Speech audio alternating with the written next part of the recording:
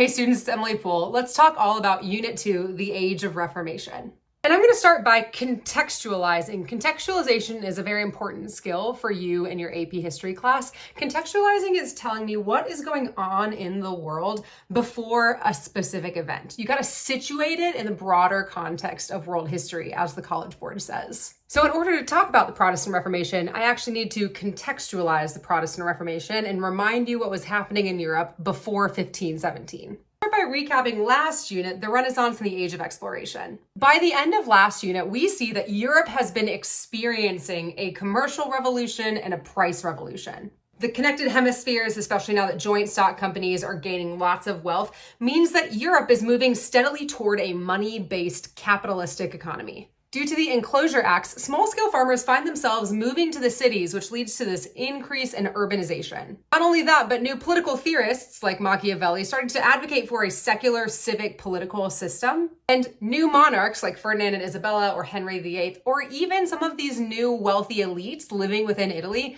start to separate themselves from the Catholic Church and establish their own political order. Speaking of the Catholic Church, let's talk about some foreshadowing for this unit. So in 1517, Martin Luther decides that he wants to write up a list of critiques that he has about the Catholic Church, and then he publishes them widely and disseminates them throughout Europe thanks to the printing press. And this begins the Protestant Reformation. Prior to the Protestant Reformation, under the banner of Christianity, you had Roman Catholics and then you had the Eastern Orthodox Church. And now a new player has entered the game, and they are called Protestants. And this Protestant Reformation challenges the idea of a religiously unified Europe. What version of Christianity are you going to practice? Catholicism or Protestantism? In order to consolidate and gain their own power, leaders start to turn toward Protestantism and break away from Catholicism because it gives them more power and control. But in strongly dominated Catholic lands like France and Spain, those leaders ally themselves even more with the church to reassert or reaffirm their control.